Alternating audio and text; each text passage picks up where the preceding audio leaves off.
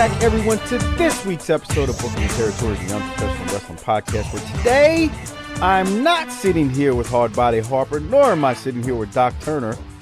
Harper had some work conflicts and life conflicts and woman conflicts, and I'll leave the rest up to your imagination. And Doc, he had a hangnail and couldn't make it this week, and we're actually recording a few days after we normally record, so it has thrown our schedules completely off. This is the challenge that Doc was talking about last week when he said sometimes you're lucky to get what you get, but no, in all seriousness, I've got Iceman Silva here, who is pinch hitting for Doc and Harper this week. What's up, Silva? How you doing, man?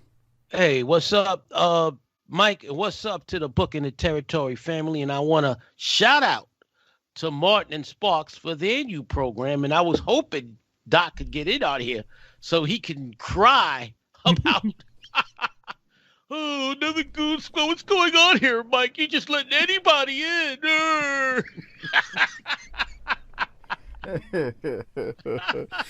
So shout out to those good brothers and everybody else in the Booking the Territory family.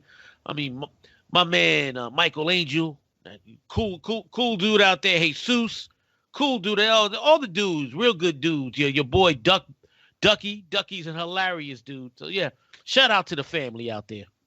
Yeah, I figured Doc's panties would get into a bunch with that, but you know, it's not like he was gonna watch. It's not like he was gonna watch NWA Power and review it. Therefore, you know, I mean, here's the thing, man. When anybody is on quote unquote BTT airwaves, if you want to call it that, even though it's a podcast, they're heavily. I like that. The BTT airwaves. WBTT. They are heavily vetted, except for Half Pint. No need to vet him. He's kind of short, so you just let him do his thing. But on a serious note, Sparks has been on with you and I a bunch of times. Right. He's been on numerous live streams. He's got a passion for NWA Power. It's what he watches. It's what he enjoys. And one of the things you look for with any type of show, you want somebody with passion because, you know, cutting podcasts after a while, it can get monotonous and it can get tiresome and it takes commitment. And if you don't have passion, you're just not going to keep up with it. So with that said, yes, I'd like to welcome Sparks and old Half Pint to the BTT Airwaves in their show, their NWA Power show on the Patreon feed. If you're not a Patreon member, just so you know, they're not doing a weekly show. It's probably going to average about a monthly show, and it's going to be covering the bigger events that happen with NWA Power, or bigger stories that happen with NWA Power. They're not going to go line item by line item with the show, but I thought they did a really good job on the first show, on the pilot episode, and we'll continue on. And for anybody out there who's not a patron, you can hear the world-class shows, that NWA Power show. You can hear all of our clashes and pay-per-views at tinyurl.com/PatreonBTT. That's tinyurl.com/PatreonBTT. The ECW shows are up as well with Mike Prue and JV. Give it all a listen at tinyurl.com/PatreonBTT. Before we get too much further into the episode, I do need to mention a couple of things real quick before we Silva and I get into some shenanigans. Shout out to Disrespectfully Classy Marky Blassie, Mike Childry, Jeremy Priest, Joe Ice for their generous patronage each and every month. And then we had some people bump up to the annual Hall of Fame Patreon tier, new patrons and whatnot this week, so I want to give them a quick mention. Jeremy Bryant, new annual BTT Hall of Fame patron. Jeremy's been a patron for a long time. Dan Peterman, thank you, new BTT Hall of Fame Patreon member. Kevin Nall, returning patron. Thank you, Kevin, for signing back up. Troy Dean, I believe you're a returning patron as well, so thank you very much. And then Roll Tide Raiders, he bumped up. He is a Hall of Fame patron, but he bumped up his tier, so thank you, Roll Tide Raiders. On that note, Silva, I do have a new 5-star review, but I want to throw it to you before I get long-winded and just start talking about other stuff. Real quick, the demise of AEW looks like it's on its way. I looked at the ratings yesterday and I was laughing my ass off. Motherfuckers keep making excuse after excuse. Oh, the state of Texas didn't have any power, or there was a special episode of South Park, or Major League Baseball opening day. Man, get the fuck out of here. All right. If you want to watch a product, if the product is hot, people will watch it. I remember, and you remember, doing the Monday Night Wars. Nitro and Raw went up against Monday Night Football, the #1 rated show in the country. And week in and week out, they still did monster numbers. If the product is hot, people will watch. Stop with the BS. And the WWE, the only thing I've been watching, looks like they're going to ruin it. The Hurt Business. Yeah, Doc texted me. He said, this is ridiculous. He said that they broke them up, but I did. That's crazy. I haven't seen it in the last 2 to 3 weeks, and I actually watched Raw. Yeah, I actually had watched Raw for a few weeks in a row, but I didn't see the quote unquote breakup. But they said MVP said on Twitter they weren't broke up, that he and Lashley are still the Hurt Business and they can recruit others. So I don't know what that means, but I haven't been watching it. Yeah. Well, they lost the tag team titles, which I saw was the beginning of the end. And then they interfered in a match where Lashley didn't want them to interfere. And now they're gone. We're talking Shelton and Cedric. And damn, Cedric, you could have better taste than that damn beast that you're married to. Anyway. Damn, Silva. Come on. I mean, she's the worst wrestler that ever lived. She's not attractive. Come on, Cedric. Look at the way you look. Maybe she gets his steroids for him. Anyway, back to what I was saying. Back to what I was saying. They're going, and now I love the Hurt Business because it was like a Black Four Horsemen, and now I'm hearing they're talking about King Corbin. Now it's going to be watered down. It only would have made sense if Lashley would have turned face and then feuded against them. I guess that's the way where they're going to take the belt off Lashley. The one thing they had good going, and it's just thrown down the river. So fuck WWE, fuck AEW, long live the old school. Yeah, that's why we stopped covering the new stuff. Look, I'm not trying to. I won't take a dump on all the new stuff. I mean, there's stuff that's mildly entertaining. You gotta sift through it, though. That's the challenge with I think modern wrestling, and I'll kind of leave it at that. I'm not I don't want to be the get off my lawn guy. It's just you can't. You sit there and you watch all those hours and you find a couple of good things, and I think that's the best way to do it. I honest to God feel that way. I mean, I'm not going to sit there and say Ring of Honor is the greatest promotion of all time, but if you listen, or in recent times, but if you watch that Jay Briscoe promo we played on the show last week, that gives you a feel for it still can be done the right way, and when you listen to his promo. So that's an example I'll point to of modern wrestling that I enjoy. But anyway. On that note, I did have a new 5-star review. Before I hit the 5-star review, related to Silva's comment about Cedric's wife. Son of a bitch! Come on, Silva, grow up. Or maybe we can hit him with this one. Jesus! All right, so we'll move on. Anyway, one new 5-star review on Podcast Addict as of us recording this. And it is from CHUCH024. It says, the most politically incorrect podcast out there, and damn proud of it. So thank you, sir. I appreciate it. And if you want to give us a 5-star review and you're on Podcast Addict, you can do so there, or on iTunes/Apple Podcasts as well. And I will make sure to read your 5-star review on air that next week after I see it posted. It takes a few days, I think, for them to post. So a lot of times if you post it, it'll get read within 2 to 3 weeks. All right, Silva. What else we gotta talk about before we get into this week's episode of Saturday Night? No, let's get straight. Oh yeah, I'll save my comments for each match and what was going on at the time while you go. So do what you got to do, Big Mike. All right, so I'm getting this video recorder going, and I don't know why it's taking forever to launch on my desktop. I swear, if this thing fails me in the middle of the show, Michael Angel's going to be tweeting me and Facebook paging and saying, "Come on, producer, get with the program." So let me make sure this thing's up and running. It looks like it is. There it is. All right. So again, we're talking NWA Saturday Night on TBS from December the 2nd, 1989, and the show starts as I'm sharing my screen with Silva, and it tells us that this week's episode is now joined in progress. Now, Silva is a baseball man, so we know December 2nd of 89. We do not have baseball going on. No. It's December 2nd of 89, so it has to be a Hawks game or I don't know. I don't know if they still had college football at the time on TBS.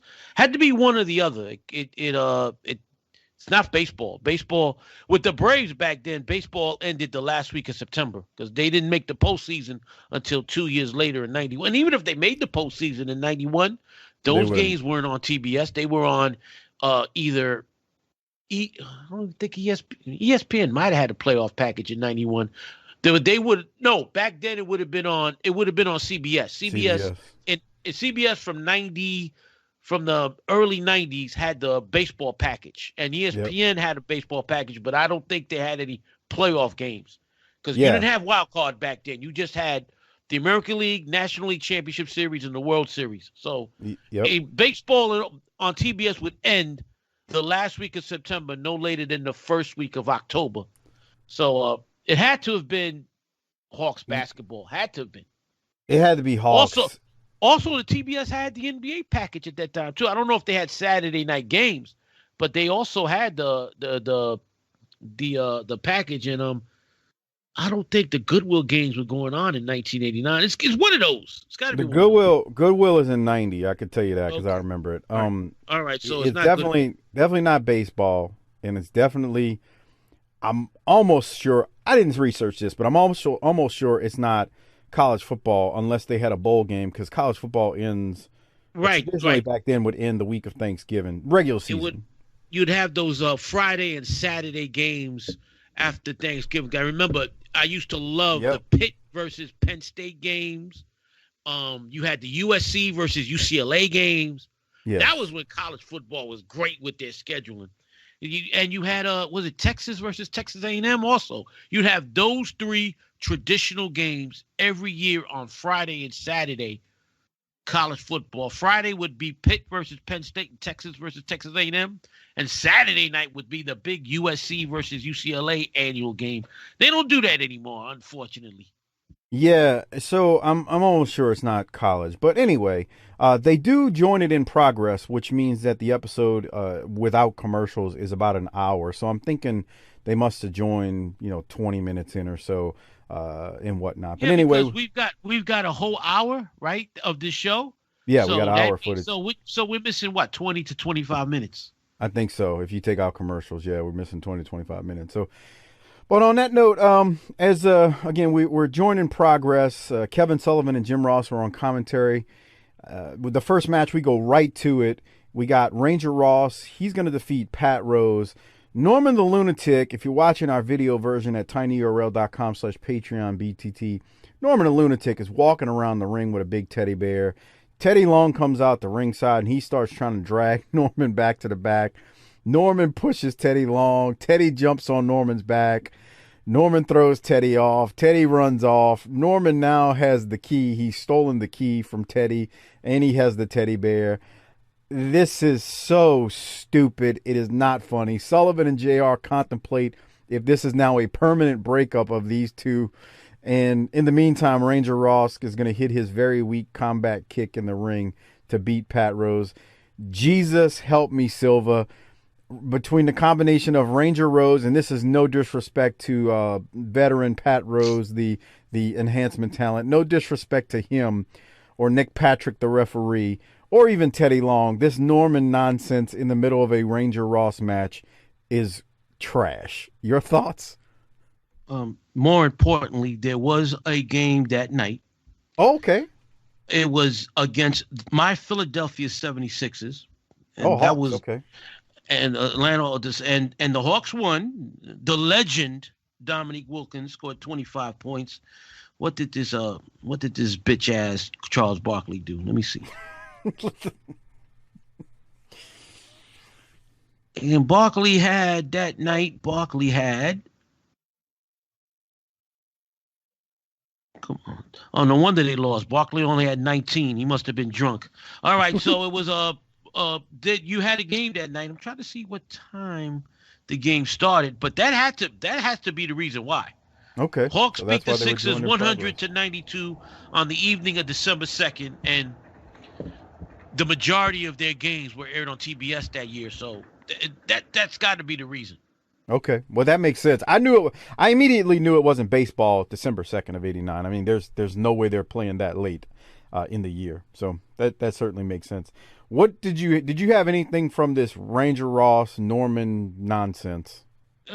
Pat Rose was a great Mr. Wrestling back in the day. He was under the hood as Mr. Wrestling whenever Mr. Wrestling 2 in Georgia would have a tag team partner. Many a times it was Pat Rose under the hood.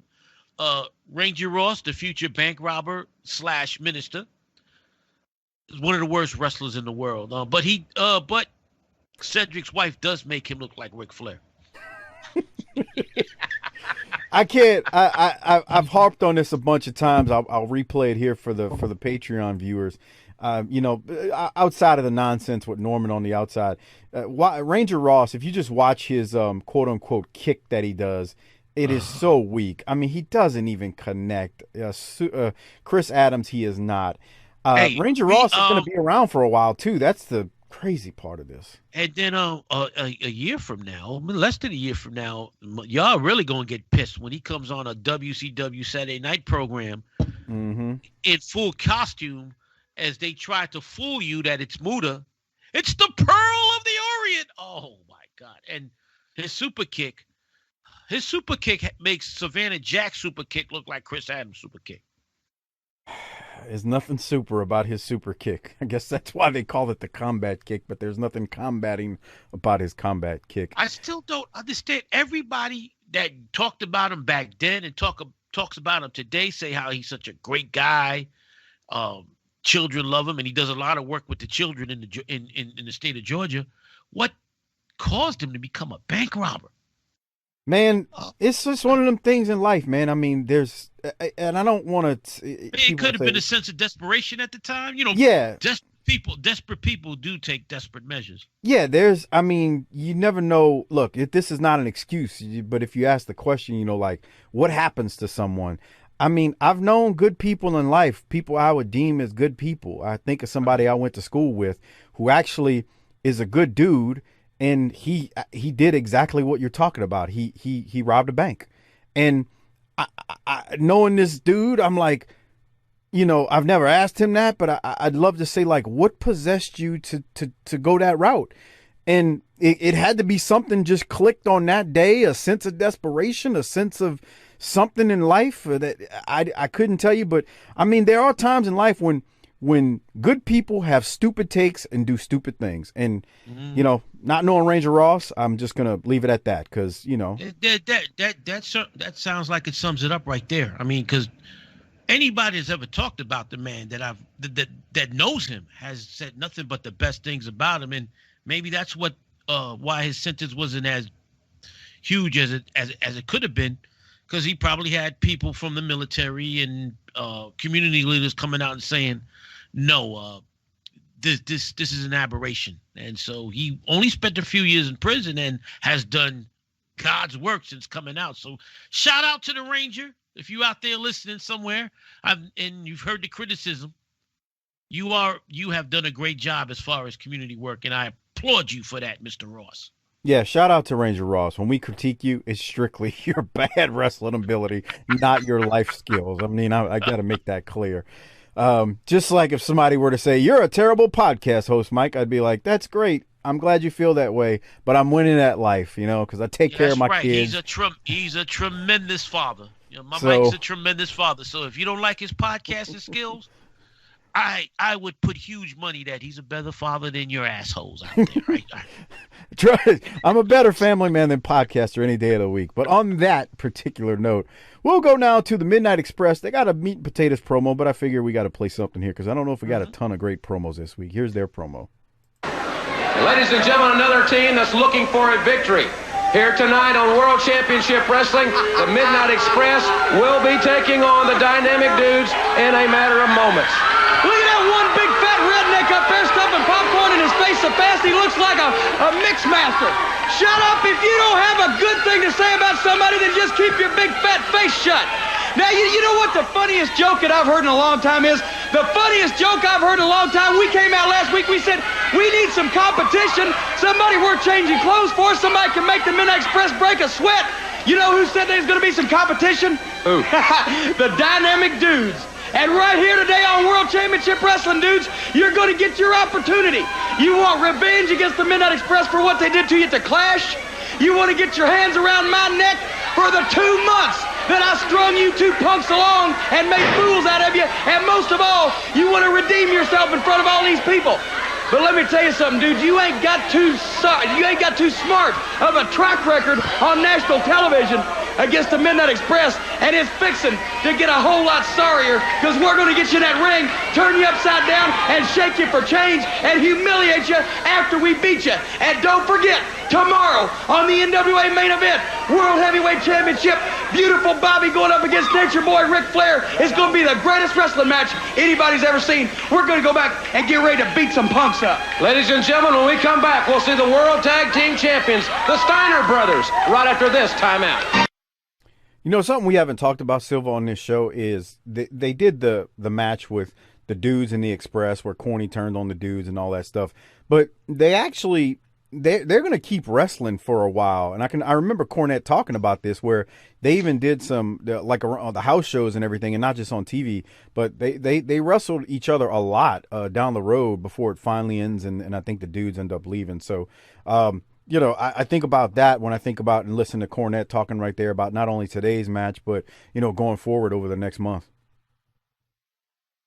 You could see how rejuvenated Cornette is now that he's no longer the white meat babyface manager, that now he could let loose, and he let loose in this promo. This was an excellent promo, not an all-time great Cornette promo, but look at his face. Look at his smile. He gets to be himself. And when they get in the ring, fucking Stan Lane, such a pompous, arrogant asshole. He's great. He's fucking great. Look at the way Stan Lane is looking doing the promo. Like, yeah, motherfuckers. The line in the back is open again. Yeah, it was to me, like, the promo, I agree, it wasn't like one of his greatest, but the swagger is there because Corny is just good when he's running people down and he's being a heel.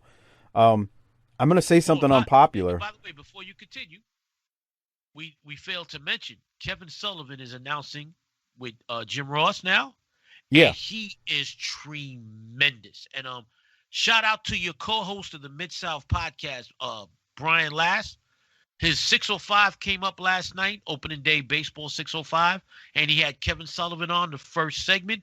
And Kevin, I could listen to Kevin talk about baseball all day long. The man knows the sport. And Brian asked him, what did he think of AEW? And Kevin, without slinging mud or anything, said, look, I don't want to watch a show where these guys look like they can mow my lawn. I don't want to watch that.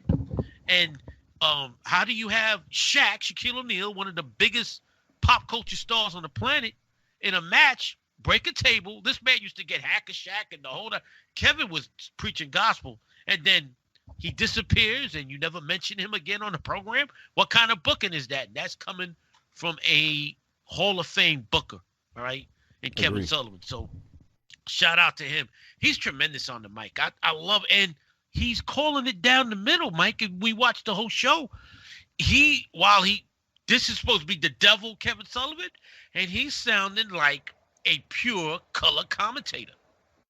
He's really good. I'm going to say something, and I think people are going to see this when we get to 1990.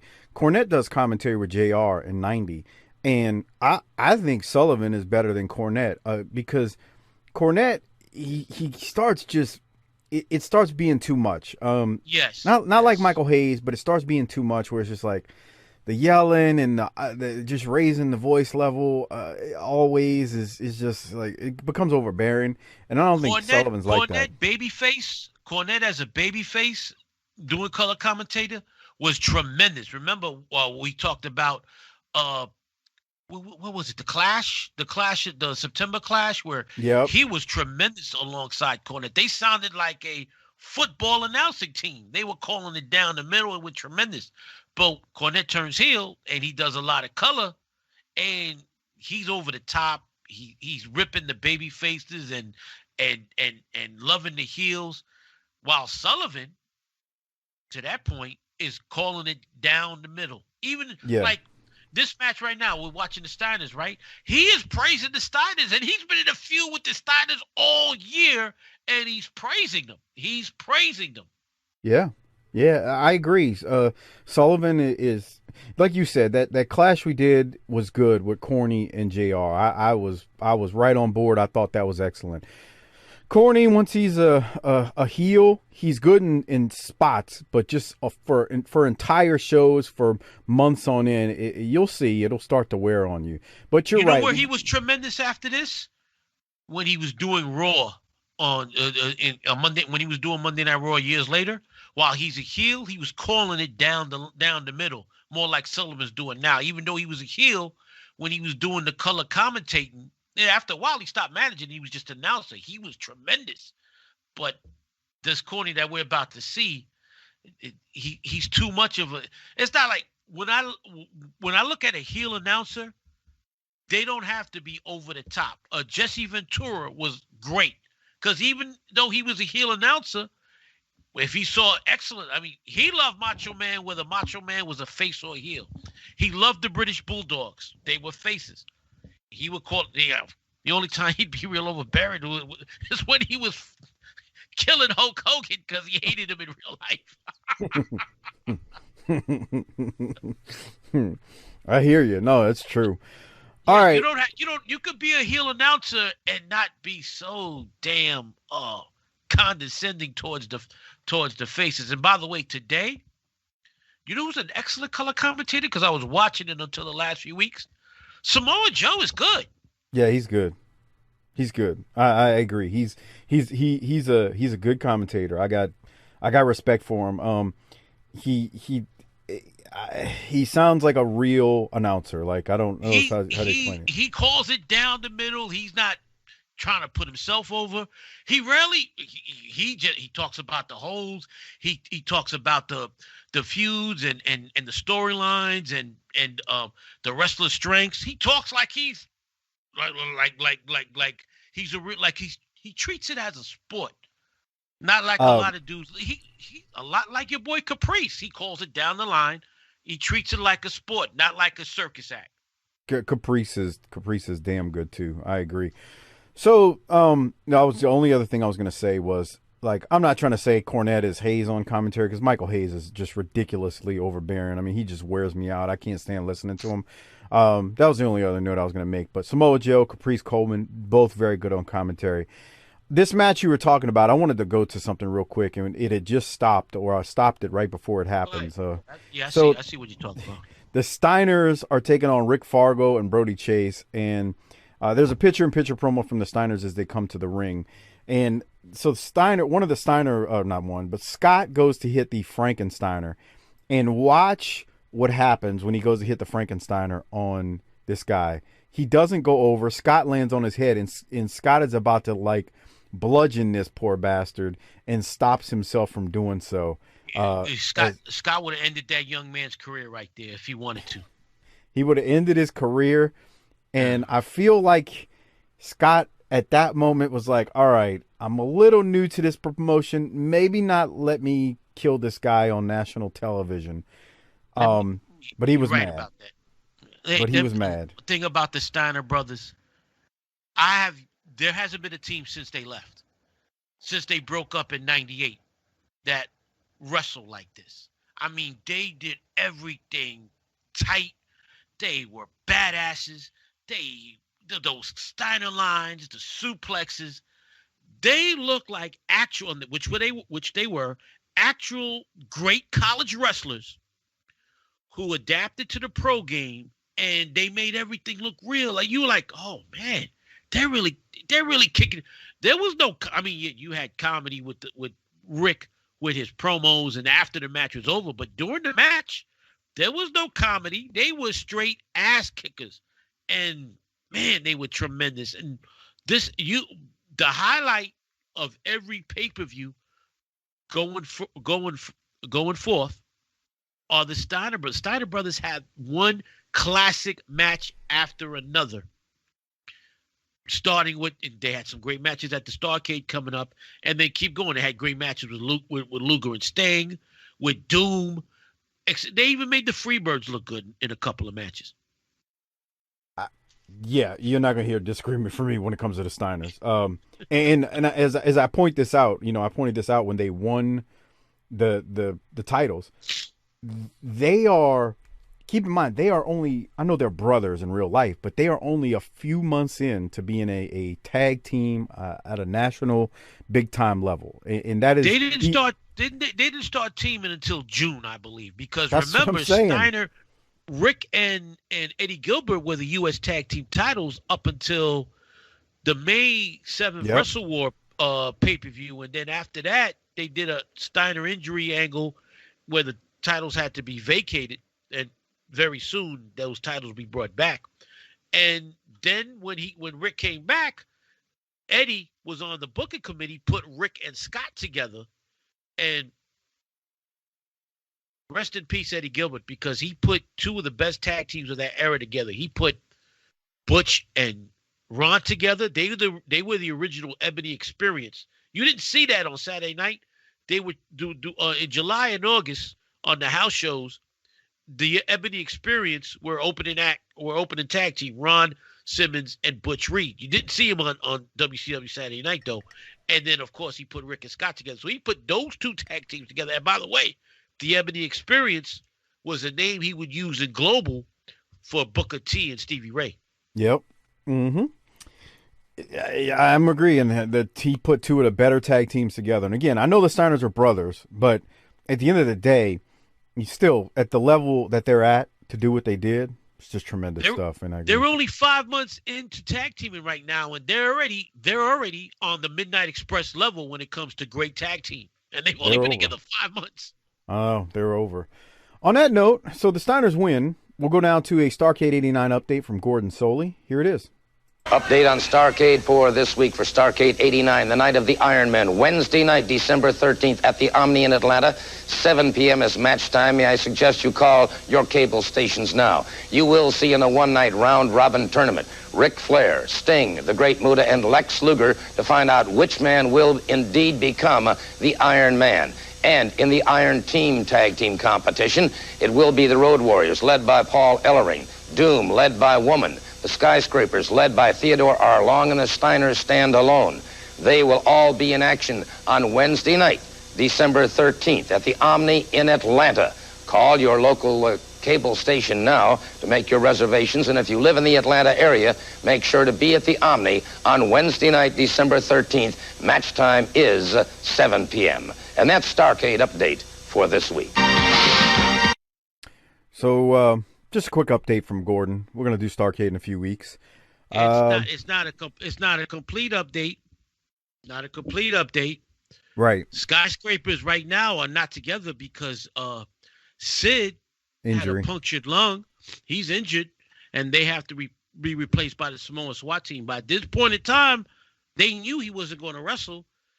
WCW, everybody, they should have went and redid that Starrcade update and bring up the fact that it's the SST, not the Skyscrapers, that will be at Starrcade. Now, it's funny. The Skyscrapers, had they wrestled, what would they going to what would they have done?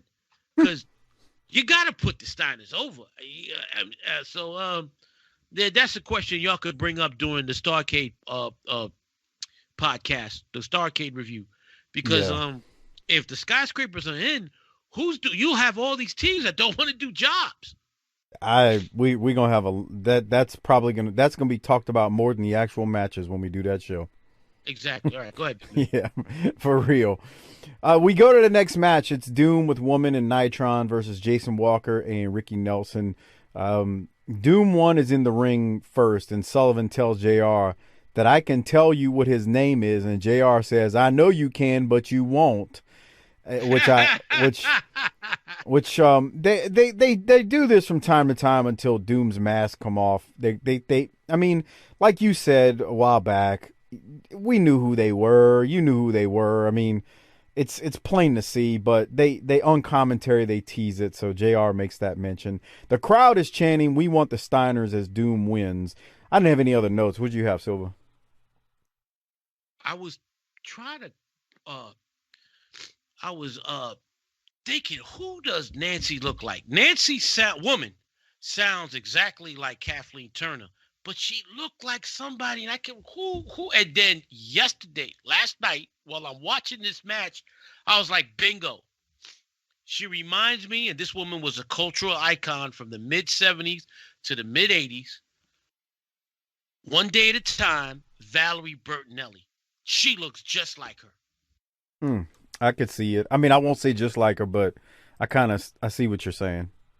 And they're built similarly because they both were thick built white women, and they're both Italian women. So there might be a relation there somewhere. But she reminds me of Valerie Bertinelli, and she talks.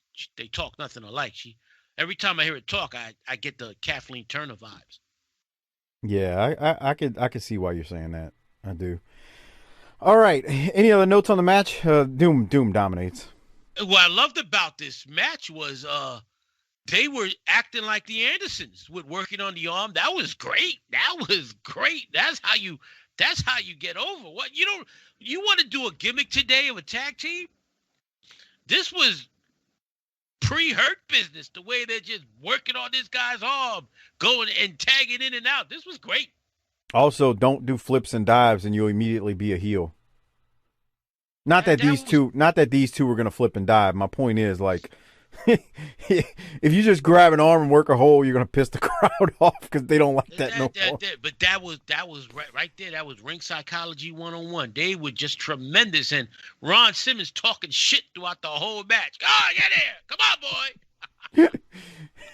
Dude, I love Ron. I love watching Ron Simmons. I mean, he's beating the piss out of, I think it's Jason Walker as we're watching this. I don't remember if that's Walker or Nelson, but that's Jason Walker. He's throwing these punches, and they look phenomenal. Ron is tremendous. He's headbutting them.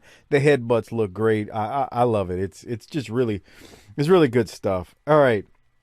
So then, after Doom's going to win with ease, we then go to highlights of Ric Flair versus the Great Muta from last week with the wild brawl from Flair, Muta, Buzz Sawyer, Gary Hart, the Dragon Master, etc. Silva, I know you weren't with us on that episode. Did you want to share anything on how they just left Flair laid out? That was a tremendous match. That Muta Flair match. And once again, you have a guy that could do the flips and dives, but his ringside great Muta, Keiji Muto, is one of the greatest wrestlers in the history of the sport. He's on that Ric Flair level when it comes to working, ring psychology, being over. They were tremendous. And in my lifetime, he's the only Japanese wrestler that was over with the American crowd where the people saw him as a star. Shinsuke Nakamura was a huge star in Japan, came over to the WWE, and they buried his ass. And the man has incredible talent, but you can't do shit with him today because they raped his ass. Muto, until Starrcade, and you'll talk about it during that podcast, was super duper over. He was tremendous, and that was a tremendous match. And the ending was great with Buzz Sawyer and Muto just destroying Ric Flair and leaving him battered and beaten. I don't want to do this now because we're going to do it on the pay-per-view, but it amazes me how they do this great angle at the end right there where they leave Flair laid out, misted, he's red, so he looks bloody, but he's not. It's the red mist. Right. And then, 2 weeks later, they bury this man on their biggest pay-per-view of the year. It is the most schizophrenic shit one of the most schizophrenic things you'll ever see in pro wrestling, which is bizarre. And that probably led to him leaving because he would only be there a couple of more months, and they really lost out on a great talent. I know they brought him back from time to time, right? But the next time he becomes a regular, it doesn't matter. It's 2000. And the company's in the toilet. That's the next time he's there as a regular. And it's a shit show. Russo booking the shit show. But in early 1990, they dropped the ball. Because remember, Sting gets hurt. you have a ready-made replacement for him. If you would have not did what you did to him, he leaves around the same time. His last match, I believe, is the night Sting gets hurt. That would have been, had they not fucked him, they could have made a deal with New Japan, say, look, we're going to keep him for another 6-7 months. He's going to have a run with the title, which will make him, when he goes back to you guys, even stronger. No, they just let him walk. And he went to New Japan, and he became one of the 3 or 4 biggest stars in the history of New Japan. Yeah. More to come on that, but I agree with you. All right, we go. So after the video package of the highlights of Flair versus Muta from last week's show that we reviewed, we're going to go now to Ric Flair, and let's see what Ric's got to say after what happened. Welcome back, ladies and gentlemen. In just a few moments, we'll see Lex Luger defend the United States Heavyweight Championship. But I want to invite in one more time the World's Heavyweight Champion, Nature Boy Ric Flair, tomorrow on the NWA main event. At 6:05, he'll be taking on beautiful Bobby Eaton for the World's Heavyweight Championship. And I don't think anybody has got a more challenge ahead of them in the next few weeks. Tomorrow, Bobby Eaton, Starrcade coming up on December 13th. And what a battle we saw last week against Muta. Well, what we saw last week was the start of another war in the life of Ric Flair. The great Muta came out last week and did exactly what I knew he would do, and that was give me a tremendous wrestling match. He's one of the greatest technicians in our sport. But the bottom line is, Muta, December 13th, Atlanta, Georgia, Starrcade, pal, you, my friend, just started to pay the dues for what you and Gary Hart and Bud Sawyer and the Dragon Master will call the beginning and what I will call the end, because I'm standing before you, the wrestling world, as I have been for 10 years, custom made and ready to go. And the bottom line is, I'll be here next week with what you will know to be the biggest surprise in my wrestling career. So, Hart, I'm begging you, I'm asking you, I'm challenging you to be here on World Championship Wrestling next week to take me on one more time. If you've got the guts, bring your whole army, because next week I've got a surprise of a lifetime for you. Woo!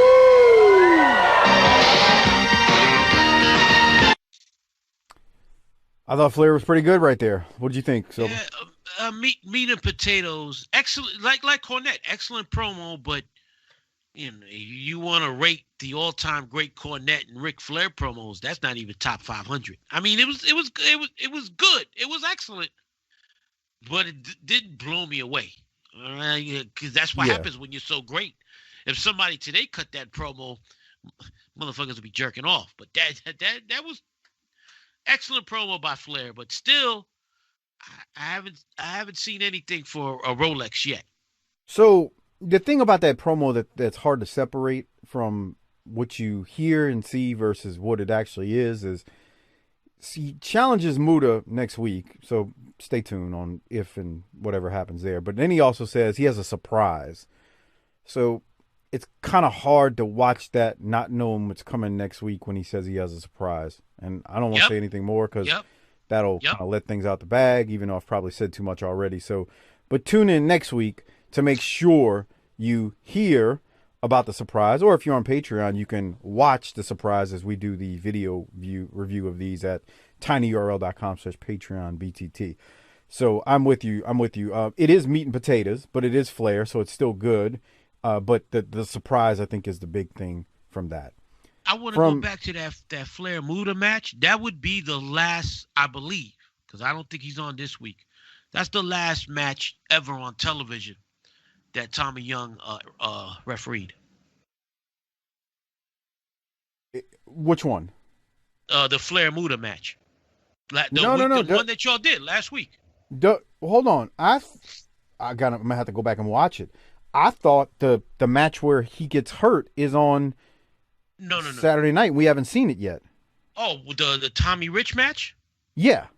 Okay, all right, okay. So we haven't seen it yet. Okay, all So right. look, I might be wrong, and I it may thought be on main event or it may be on look, worldwide, and I'm just not I remembering it right. But I thought it was on Saturday night. I thought it was a house show, but if it was a television show, then it wasn't a house show. Might have been a TV taping.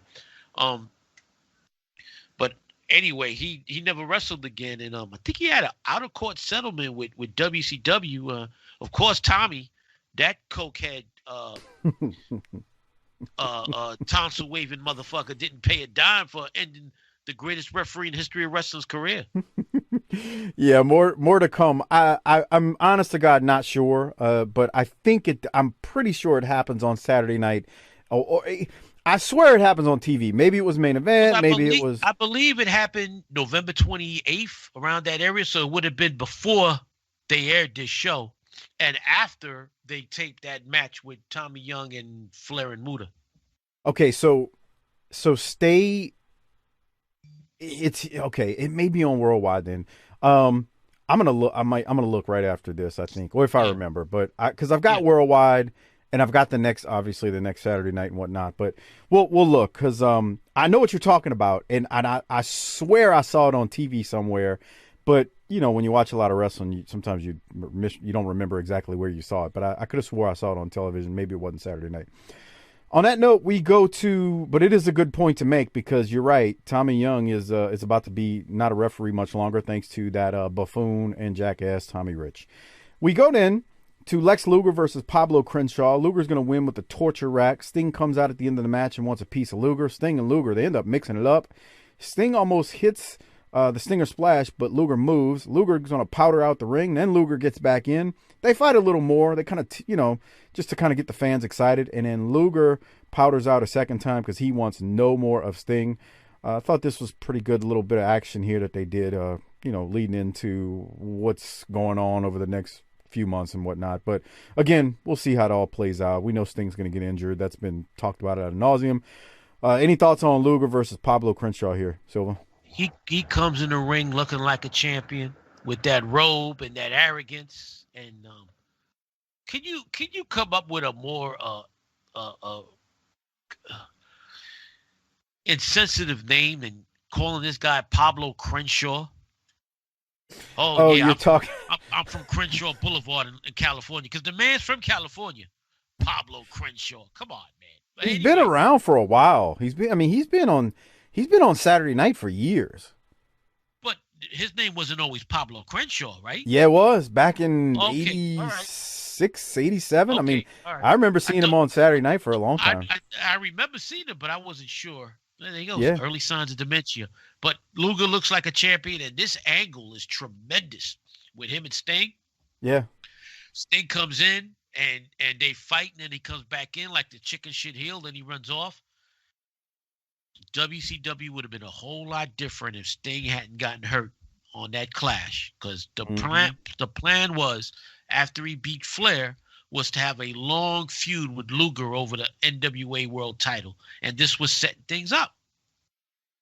Even though Sting would win it later on that year, I know what you mean. Was not the same, because he had a ready-made big money program with Lex Luger. That would have been huge.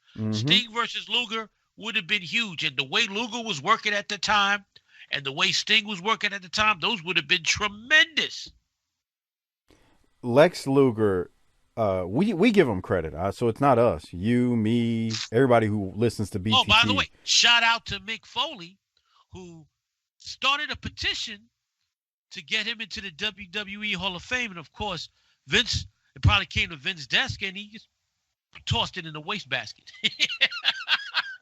I'm with you, man. The WWE Hall of Fame is not real. I don't even get worked up out of it. I don't get worked up about it anymore because it's just whatever. But look how he took that high back body drop right there. He went up in the air. That's Luger. He. You've said it now for over a year. We've talked about it on this show.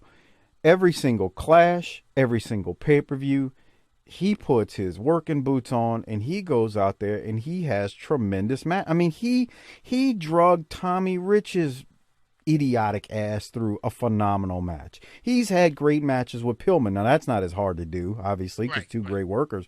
But Luger is over, and you're right. If Sting doesn't get hurt, and what happens should have happened, where Sting wins the world title, they could have had a long program. It would have been tremendous. Luger's good, but then you'll see what happens. They have to because they fucked Muta over. They have to do a quick turn with Luger, which really it stunted his momentum because he was super over as a heel. And when you keep turning somebody, every time you turn that person, it loses more and more luster. Yeah, it does. But if you look at Luger's run, and I will keep hammering this down, from 1988 with his matches against Flair at both Great American Bash and Starrcade until Halloween Havoc 91 when he wrestled Ron Simmons, and you'll be covering all of that. Yep. He had classic match after classic match on all the pay-per-views. There's not one bad pay-per-view. Meanwhile, the dirt sheets at the time, because I was reading them, Meltzer, Wade Keller, Steve Beverly, they constantly ripped this man, saying he couldn't work. My eyes, I got eyes, fellas, and my eyes tell me something different, because you have to take, it takes two to tango. That was the greatest, you will get to it, the Halloween Havoc 91 match with Ron Simmons, that was the greatest match in Ron Simmons' career, his entire career. He never came close to having such a great, well, the match with Vader was great, but it was shorter. That 2 out of 3 fall with Luger was a tremendous match, and Luger wrestled that match with a staph infection and still got a classic match out of Ron Simmons. You guys will be covering the Wrestle War 91 match between Sting and Luger versus the Steiners. One of the greatest matches in the history of WCW, probably on the short list for the greatest tag team match in WCW history. That was a tremendous, and that was a babyface versus babyface match, which 99 times out of 100 are not always great. That was great. So yeah, I'm gonna keep championing Luger. And you guys lied to me when I was a young man. I was 21, 22 years old, 23 years old, thinking, hey, but I'm reading Meltzer, I'm reading Keller, I'm reading Steve Beverly. They're saying this guy's the shits, but every time I get this pay-per-view tape, because I didn't have cable at the time, I had to go pay somebody $10 to record the shit on their pay-per-view, on their VCR for me. I'm like, Luger is killing it. Mm-hmm. And I never understood why people look down on Luger. And shout out to Jim Cornette, because somebody wrote into Cornette asking his thoughts on Luger. And Cornette was like, if Luger wrestled today, you'd have to break the bank. And you'll be able to listen to all our reviews on that on our Patreon feed when we do the clashes and pay-per-views that Silva's talking about. But look, we beat it to death.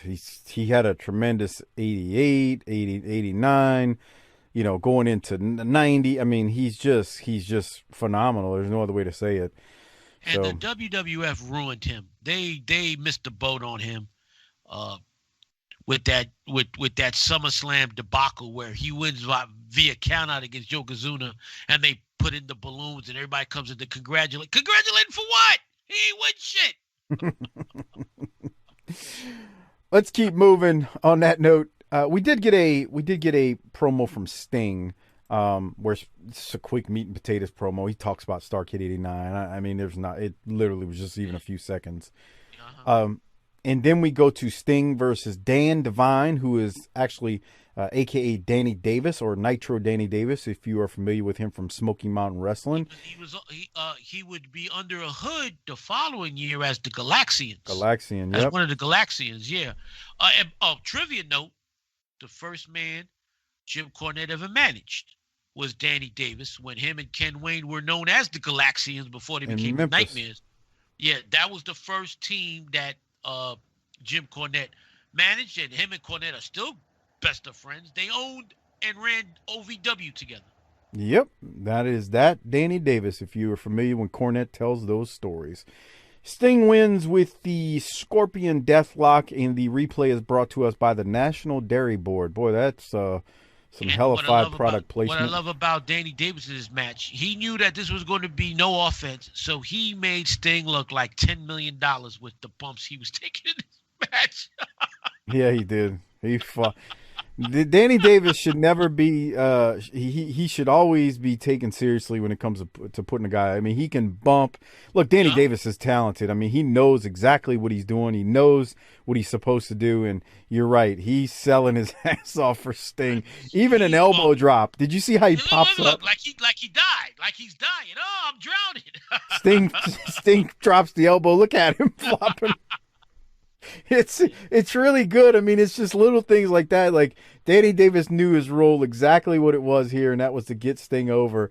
And he bumps and flops around like everything you'd expect someone who's putting somebody over. So it really was good. Danny Davis should be credited. And Bo James could piggyback on this. He could definitely tell you guys about the run that the Nightmares had in Continental. They had one great match after another, and they got probably the best matches out of Tommy and Johnny Rich when they were when they were feuding with the Nightmares in Southeastern / Continental. Nightmares were a tremendous tag team, and no wonder why Danny Davis is one of the greatest wrestling trainers of all time. The man knows his shit. Yeah, he does, and you can see it when he's wrestling. That's the thing. It's very easy to see when you go back and watch his matches. You're like, okay, that guy knew what the hell he was doing. He might not have been a mega star, but he could make mega stars. He could train mega stars. I mean, the guy knew what he was doing. Him and Dr. Tom, perfect examples. Yeah. And Dr. Tom, I think when you watch the Smoky Mountain Run, is obviously more over than Davis was. Well, Davis didn't do much in Smoky Mountain, so that's not fair. But you know what I mean? Like those two guys, they might not have been mega stars, $1 million stars, but they certainly could train them. They knew what the hell they were doing. It was, I mean, it's evident, when you watch both of those guys work. And I forgot the great Rip Rogers too, another one. And Rip Rogers is coming soon, and Yeah. Rip Rogers is going to be phenomenal in 1990 WCW. I can't wait. We keep going. The New Zealand Militia with Lord Littlebrook are going to take on. Why don't they just drop this act? This is ridiculous. This is ridiculous. And now this is supposed to be the New Zealand Militia, right? Yes. You got an American, a dude from New Zealand, and a British midget. This isn't the New Zealand Militia. Let's stop the nonsense. This is ridiculous. I've said it a bunch of times, Silva. I know you've heard me when you listen to the show. So Victory has literally been brought in to be a Russian. He's been Secret Service. He's been, help me out here. I've said this before. Now I can't remember. He's been a Russian. He was the Russian assassin. Right. He was a Midnight Express replacement for one night. Right. He was Secret Agent Jack Victory. Right. He was under the hood. He's been under the hood 2 or 3 times. Yeah, but there was one pay-per-view where he wrestled 3 times. Right. I think it was a clash. It may have been a clash, but you're right. Like clash where he wrestled as Jack Victory, as a Russian assassin, and he was under hood a 3rd time. He was the guy that wrestled Luger. What the fuck was his name? I can't remember, but I know. I forgot the Shadow or some shit. I forgot. Some shit. I'm like, I hope they gave him 3 paychecks. Well, my point being, like, and I'm not the biggest Jack Victory fan in the world, but I've said this a number of times, so I won't beat it to death, even though I'm beating it to death at this moment. This man has been done, like, wrong. I don't think Jack Victory was ever going to be a top star anywhere, but, like, they've literally just shuffled him around like no tomorrow, and it's kind of unfortunate. So, but long story short, what we got here is the New Zealand Militia. You're right. You got somebody who's from New Zealand. You got an American, and you got a little person from the UK. And it's absurd, but they're going to win. Lord Littlebrook, he cuts a promo. He says he is representing the UK and the New Zealand Militia. The crowd chants USA to the New Zealand Militia during this match as if as if New Zealand is the most hated communist country in the world. It's rather fascinating when you think about it. But I always laugh when Australians and people from New Zealand are looked at as evil in wrestling when those are 2 of the most peaceful countries that ever exist. You never hear of New Zealand. New Zealand going out or Australia going out and raiding African countries, or or shooting people dead in the street, or starting wars. You never hear any of that. No, or dictatorships. You never hear that. Silva, these are peaceful and prideful people. You do realize, though, in America, especially in this time frame, if you waved any flag other than the American flag in WCW, you were pretty much waving a treasonous flag of some sort. It didn't. Well, no, they cheered.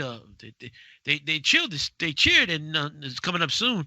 They cheered the Southern Boys flag. Well, that's true. That's true.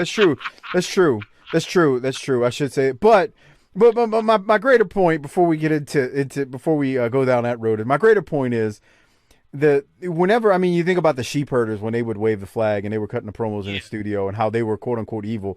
It's funny how we look back at that and it's like, wait, we were booing them like they were communist Russia. It's fascinating. I can understand Iran, Iraq, Russia, the Soviet Union. I could never understand Japan. Japan was an ally of the United States, and every time a Japanese wrestler came in, whether it was Muda or Mr. Saito, Kendo Nagasaki, the Great Kabuki, it's like, oh, you evil Japs, you evil Japanese. When you talk evil, they're your friends. What you talking about? They're your Well, I mean, you got to realize, 1989 is just over 40 years removed from World War II when the Americans, bombed Japan. So, like, that's still in play, even though at that point, they're quote unquote friendly. So, that's where that comes from.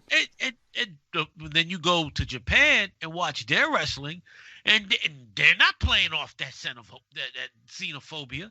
They're treating it like an actual sport. Well, in Japan, I mean, and that was the thing about Japan. Some of the American wrestlers were fucking God. They were like damn near gods there. I mean, it's Terry Funk was, moreover, as a babyface in the early 1980s in Japan than any other Japanese wrestler. When he retired, the fans, there was fans crying, and it's on YouTube. Watch it, because it was over the. You hear Funk go, Ichiban #1. Oh, and the fans are crying. And this was the first of 30 retirements that Funk did, but it was tremendous. He was super over as a babyface. They didn't do this. And they had every right to do it. Evil Americans, No. They were wrestlers. And they could be baby faces. And up until this point, 1989, there had yet to be a Japanese babyface. They've all been heels. Well, that goes to show you the different type of booking in those cultures. I mean, America would play on other things, whereas the Japanese wouldn't. So it was as much a cultural thing as a wrestling booking thing, all around.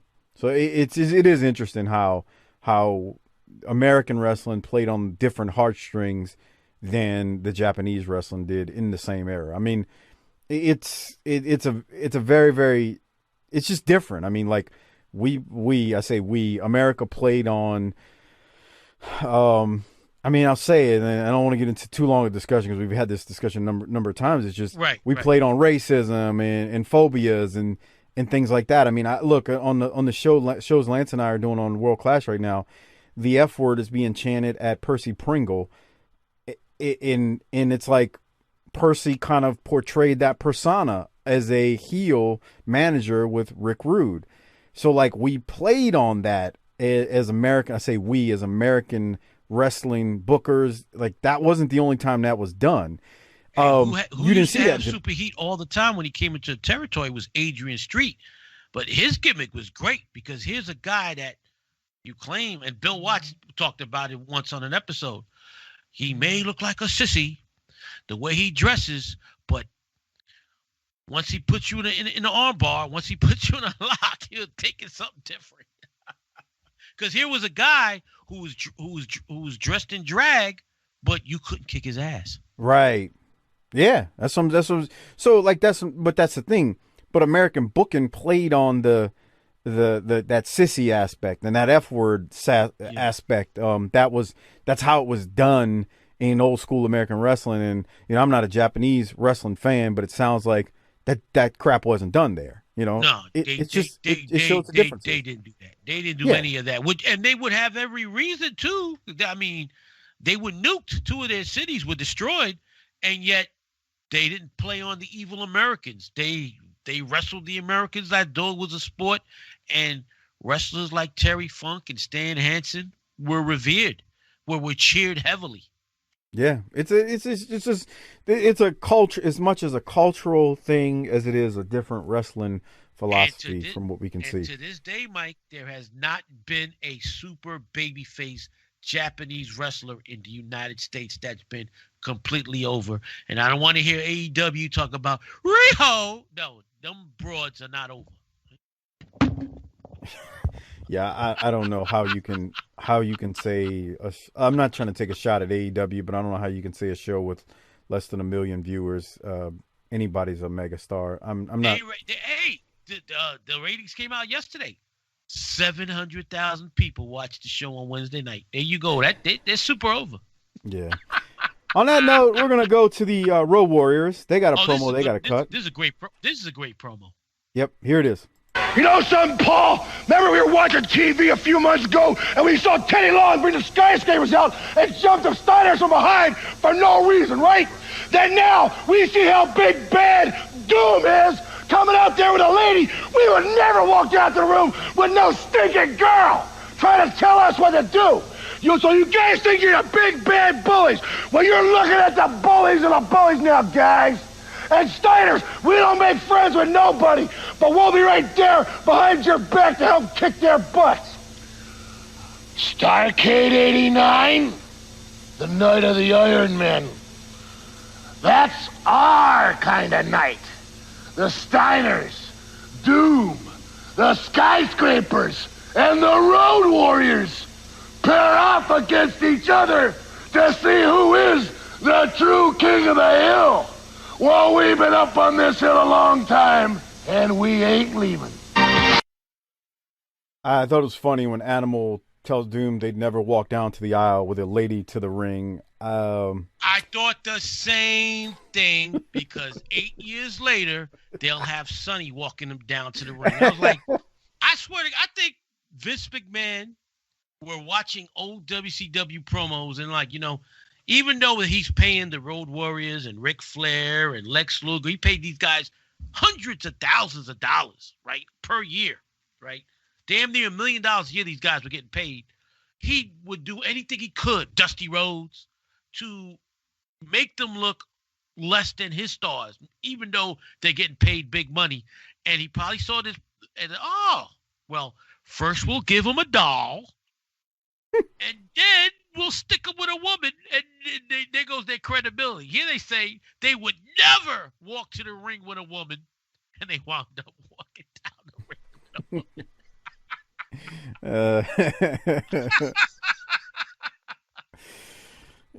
Something else, man. I thought that was tremendous, though. So good promo, though. But it's and to Animal's credit, he said lady. He didn't say broad or whatever. So I found that he actually called her a lady. But it's just interesting when you hear them cut that promo.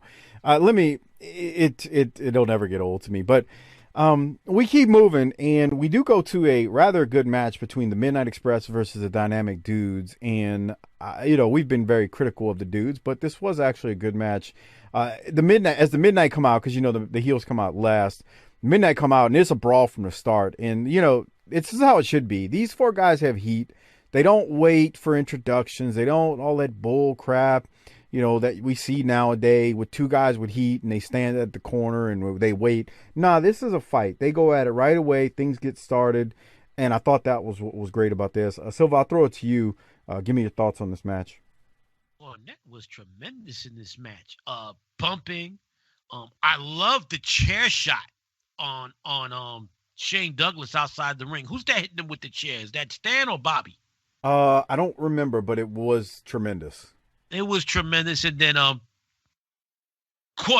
with a great punch. I mean, Cornette throws a better punch in this match than anybody from AEW, WWE, New Japan, NWA Power, whatever you name. Cornette threw a Jerry Lawler, Terry Funk, Dick Murdoch type punch to one of the dudes. I didn't take any timestamps, but when you'll see when it comes up and freeze it. It was tremendous. It was like him and Bobby were in the back. Bobby Eaton threw one of the greatest work punches in the history of wrestling, and he was like, "Bobby, we're going to do a spot where I hit one of the dudes with a right hand. Show me how to do it." I mean, Cornette, you couldn't tell me he connected with that right hand. It was tremendous. Here, this motherfucker can't come out the ring. He has to be helped over the top rope. Fucking idiot. Here comes one of the spots. Let me see. Is this the chair shot? I think it's the chair shot coming right now. Yeah. It's Bobby. Oh, there you go. And then I think here's the right hand. I think this is when Cornette lands that right hand. This is beautiful. No, is it?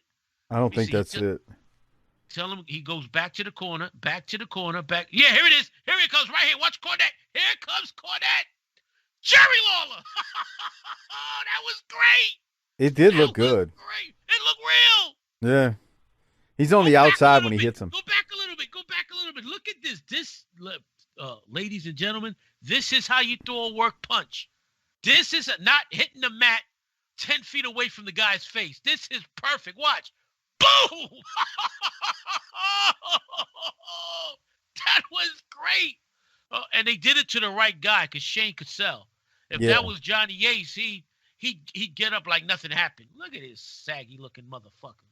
Yeah, it did. They were good in this. I mean, this is a good match between these two teams. We beat up the dudes to no end, but easily the best match of their run as a tag team, and Johnny Ace's best match in America. Now, like I said in the pre-show that wasn't recorded, Johnny Ace would be part of a lot of great matches in All Japan, but he was the fourth wheel. It wasn't because of him. He was in matches with Kobashi and Kawada and Masawa with Stan Hansen as his tag team partner. So all you got to do is show up, and you're getting a 5-star review from Meltzer. But those were great matches, not because of Johnny Ace, not because of Hansen and the other two guys. Johnny Ace just happened to be there. It's like you're hanging out. It's like you're hanging out with The Rock, Idris Elba, and name me another good-looking dude. All right, let's just say you hanging out with The Rock and Idris Elba, and these fine-ass sisters come to the table. You're going to get a fine-ass sister because you're with The Rock and Idris Elba, not because you're good-looking. You could look like fucking Alfonso Ribeiro on The Fresh Prince, and you're going to get the third chick is going to be fine because the other two chicks are fine because you were with The Rock and Idris Elba. That was Johnny Ace in Japan. Speaking of Johnny Ace, I wanted to bring this up. Somebody emailed the show this week, and let me look it up. There was Bischoff's show. He did an episode.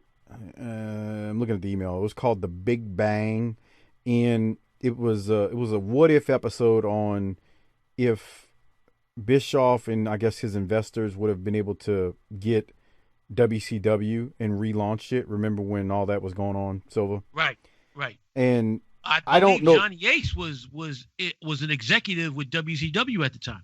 Well, that was one of the questions, or I guess somebody asked, or Conrad asked Bischoff, and Bischoff said Johnny Ace was going to be a part of his plans for the quote unquote WCW relaunch. Because Johnny Ace was part of. If I'm not mistaken, and it's been 20 years, the 20th anniversary just happened. If I'm not mistaken, at the end, Russo was no longer, like the last 3 months, Russo was no longer booking early 2001. And I believe Johnny Ace might have been the booker. Him and Terry Taylor were in charge of creative when it came to an end. So I'm not sure, but I found it interesting that Eric was so high on Johnny Ace, and Mike, the reason he might have been high on Johnny Ace was, you know how whenever you take over a company, you bring in the heads for a smooth transition, and a lot of the talent probably liked Johnny Ace because he was pushing them, and it might have been easier for the transition to keep Johnny Ace. Probably that's why. But Bischoff, the minute he saw the opportunity, Johnny Ace was going to be out of there. Yeah, see, I didn't listen to it, so I don't know the context of it. But evidently, he was high. No, I didn't listen to it either. But I'm thinking, you know how it is. You work in corporate America. When a merger happens, or when the bigger company takes over a smaller company, McMahon didn't do it. McMahon just wiped them out. But usually they keep the heads of the company for a smooth transition, and that's probably because Bischoff was more corporate than McMahon. When the WWF bought WCW, they fired the entire secretarial staff, they got rid of the entire office staff, and they gutted the product. Yeah, I mean that was completely. So we'll never know, though. That would have been interesting to find out, but we will never know. As far as he wouldn't have lasted, because come on, Johnny Ace, please. I don't know. He's lasted nowadays, which is absurd. But because in Japan, Mrs. Baba was transfixed by him, and in the WWE, both Linda and Stephanie are heavily attracted to him. What did Stephanie say about Johnny Ace? He looks great in a suit. Ugh. She might be thinking about him when Triple H is putting the salami up. Oh, back to the Midnight Express. Paul. Oh. Back to the Midnight Express and the dudes. So the way this thing ends up is Corny's going to end up throwing the racket in the ring, and Stan's going to grab it, and Nick Patrick is going to call for the bell because that doesn't work around here, and that's going to be a DQ. The winners by DQ are the dudes. But in the end, the dudes get kind of, blasted with the racket. So there's that. The center stage crowd actually was behind the dudes during the match. Got to give them credit there. The dudes, as Cornette sold that punch by Johnny Ace right there excellently, the dudes really, really, really were over with the center stage crowd. So we beat them up a lot, but I want to give them credit here. If Cornette had gone to wrestling school instead of being a photographer and a manager, he would have been a great worker because he could take some bumps. I mean, no one took a bump as a manager better than Bobby the Brain Heenan, but Cornette had potential because every time you see Cornette take a bump, he goes flying. He would have looked like a buffoon in regular tights, but for someone who was, I think he's even said this, not officially trained, he knew how to bump, he knew how to throw punches. And he knew how to sell, and that's very important. So he could do the basic stuff it really helps good. Where you grow up around Jerry Lawler, Jerry Jarrett, Jackie Fargo. Those guys do punches like nobody's business. Mm-hmm. And so he grew up around them. He studied those tapes. That was his type of wrestling. So I'm sure him and that fat piece of shit Kenny Bolin used to be out in the backyard practicing those work punches. I didn't know you didn't like bowling, but okay. Fuck him. All right, I'm sure I'll get some hate. That was a great racket shot right there. Beautiful. Yeah, that's what I was saying. They really did this good, where Corny throws the racket in, and because the dudes were about to win, but it ended up not being because they've got the racket. Corny throws the racket in, and anyway, it's a DQ. The dudes win by DQ. We get a quick promo from Buzz Sawyer. And it's coming up in a second here. I'll play it. Play it, because Buzz is fabulous in this very short promo. Go ahead. Here it is. Surprise, Flair. What is it, Bigfoot or something? We don't care about surprises. All I care about the Japanese yen. I just want some money. Let me tell you what your surprise should be, Flair. Your surprise should be that you're going to come and lay the belt in the hands of J-Tex. Your surprise should be that J-Tex is too strong. Your surprise should be that you're retired from wrestling. Whatever kind of surprise you got, I will have J-Tex, the international organization dedicated. That's right. Bring your surprise, Flair. I love surprises. Maybe because remember, television from Japan. Surprises, you're the only dog can fly. Ladies and gentlemen, let's go up to Rhubarb Jones. Buzz was pretty good there. What'd you think, Silva? Oh, Buzz was tremendous. It's all about the Japanese yen. And Gary was tremendous. Ricky Flair. What's up, my brother, Ricky Flair? Lance Peterson posted a YouTube clip on his Twitter page the other day. You guys be covering this in '87, where I think Bruiser Brody's under the hood as Red River Jack, and there's a brother who's a cameraman, right? And Gary Hart is interviewing him, saying, "You've got all the great credibility in the world.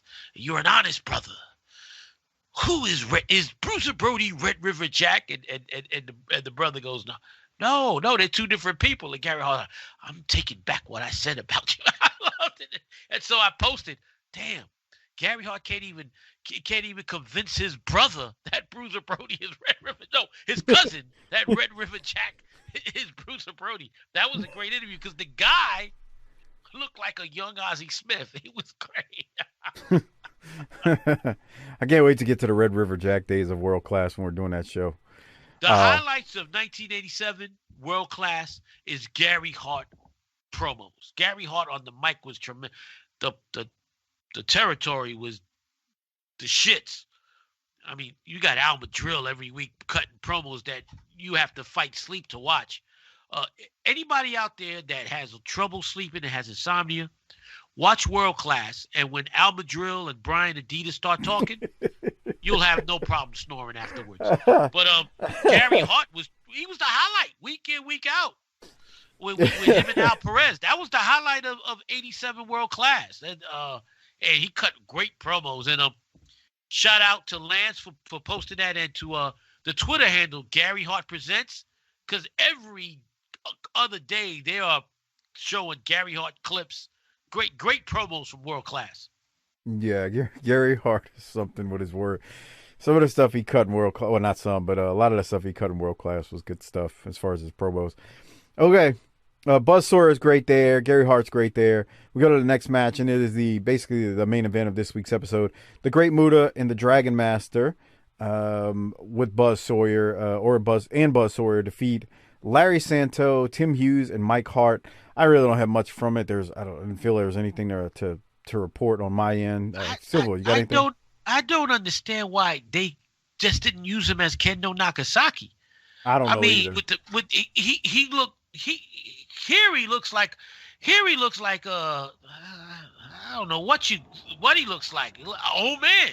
Yeah. He looks like Muta's father. Yeah. No, with the face paint and the costuming, it would hide that, and he would look more devious and much more threatening.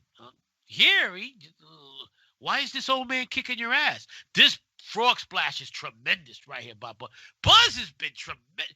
Buzz run in WCW is tremendous until he breaks his hand and is forced to leave, and then shortly after that is found the victim of a drug overdose. Yeah, Buzz's splash is tremendous. Buzz is good in this role here. I won't disagree. He might be that power slam is sensational. Yeah, he might be a messed up human being, or was, I should say. He was a fucked up human being, but as a worker, he was tremendous. And Rick Steiner always credits him for helping him in his start in the wrestling business, because Watts was smart. He put Sawyer with Rick Steiner when Steiner first came to the UWF, and he told Steiner, and Steiner says this in the shoot interviews, watch Buzz, watch how he wrestles. I want that intensity. And combined with Steiner's amateur background, it made him a better worker, a better wrestler. Yeah. And on that note, that is how the show pretty much wraps up. Well, I should say Sullivan and JR do close the show, and JR reminds us next week that there will be a big surprise. So stay tuned for the big surprise. So it must be big if JR is harping on there being a big surprise coming. So, and that was that. That's how this show wraps up. Now, we're going to rate this thing and hand out some Rolexes and all that stuff like we always do. However, first, I want to remind everyone, please use our Amazon Associates link. It is tinyurl.com/bttamazon. If you are shopping on Amazon, please use that link. Give that link to the wives, girlfriends, whatever you have in your life, and tell them to use it every time they use Amazon. Again, it's tinyurl.com/bttamazon. The show gets a lot of support in return. I don't want to say a lot, but little support in return when you use that link. tinyurl.com/bttamazon. Thank you very much for using that link.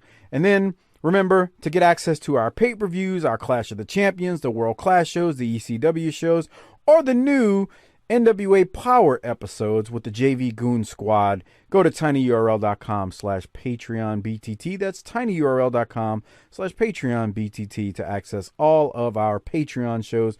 Over 200, and I say 200, but it's got to be over 300 exclusive Patreon episodes up now, including the video versions of these. You know, these shows we're reviewing are not anywhere, or most of them are not in a consistent place online.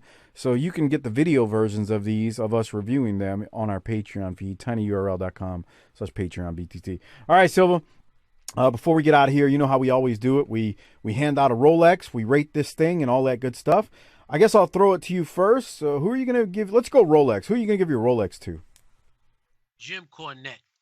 The promo wasn't one of his all-time best, but you see that he's happy. You see the glows in his eye again. He's loving the fact that he's healed, and that right hand he landed on Shane Douglas.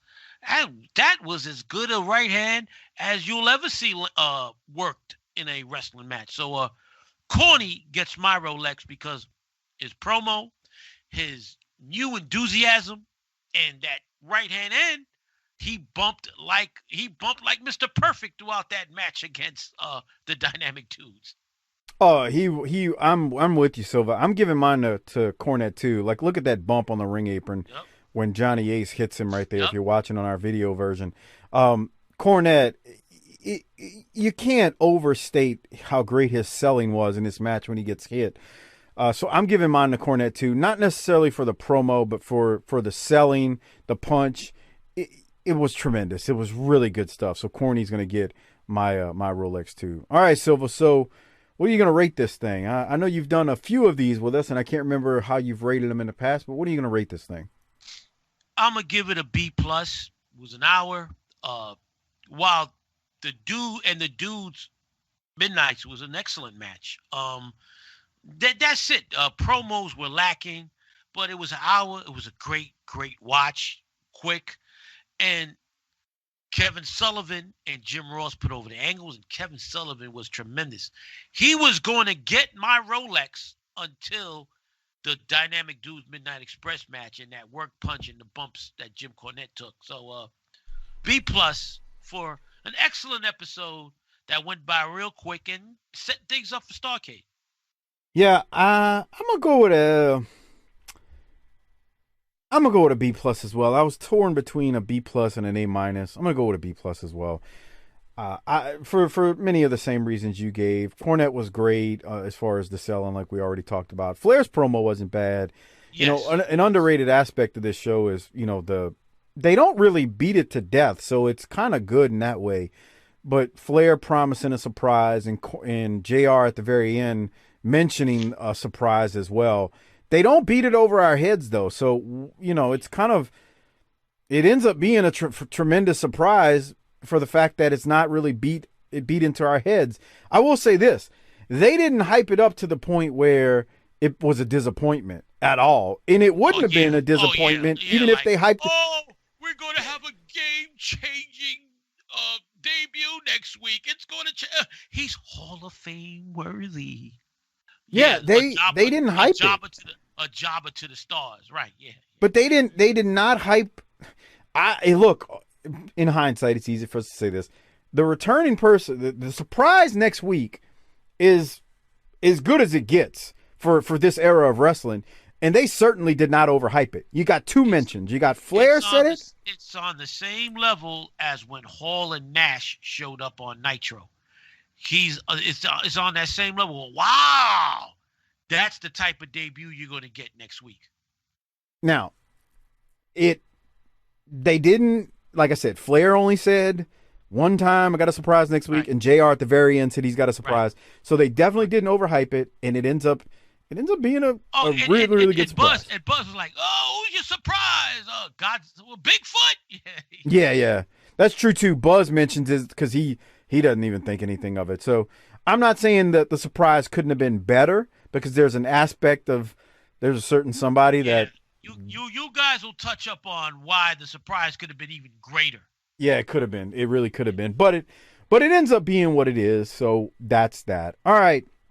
On that note, before we get out of here again, like I said, become a patron, tinyurl.com/PatreonBTT. A great way to support this show without spending, or great way to support this show by spending a little bit, but you get a lot in return, and use our Amazon referral, Amazon Associates link, tinyurl.com/BTT Amazon. A couple of quick things before we get out of here. Shout out to Our Vantage Point, the Retro Wrestling Podcast with Joe Murata and Michael Quinn, the northern version of BTT. Slightly classier, a little bit more professional, but still fun nonetheless. They support us, so please support them. Give them a listen. And then check out Mike Prue and JV on the Bottom Line Cast. They do our ECW show on our Patreon feed, but they also do a show on the career of Stone Cold Steve Austin. All right, Silva, we are almost 90 minutes into this thing. What you got before we get out of here? All right. I do 2 boxing podcasts. I'm gonna do a quick plug of them. You go on iTunes. It's available. Apple Podcast on iTunes. World Championship Boxing. I've been doing that podcast for 10 years.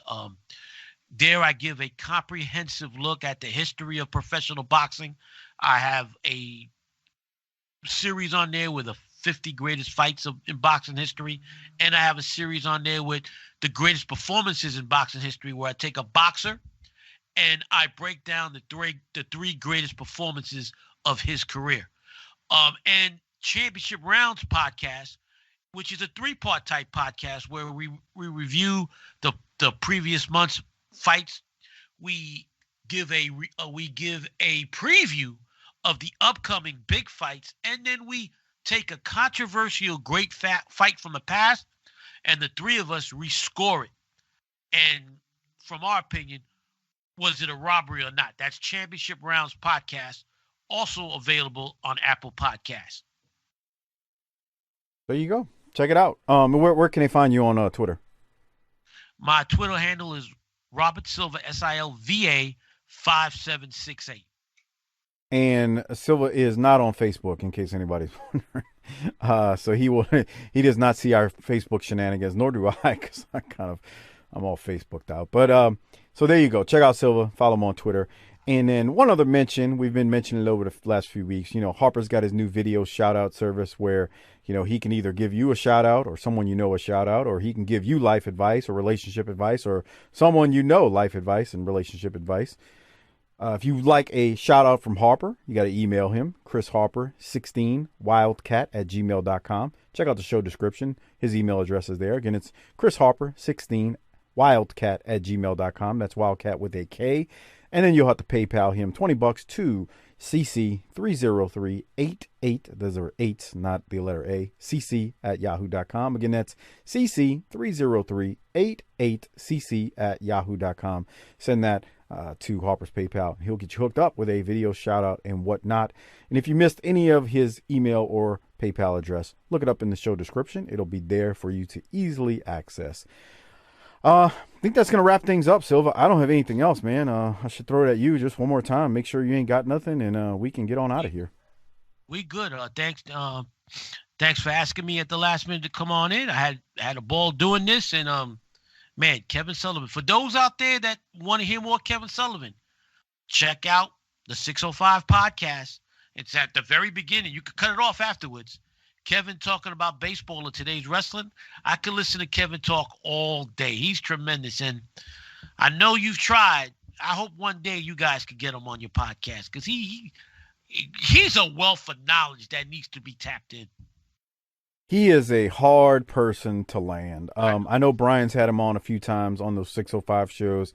I know he does his own show now, so that makes it even harder, because he's already doing a weekly or however often he does it. I'm not really 100% sure. He's done several different podcasts over the years. He used to have one with what was it, ML on MLW? That's where you get the drop. It ain't rocket science. Whatever you call. Yeah, that's where I got the. Yeah, it's funny you say that. I used to have people that ask me. They would be like, "Where do you get that Sullivan? Where this is it?" They were like, "Where do you get this from?"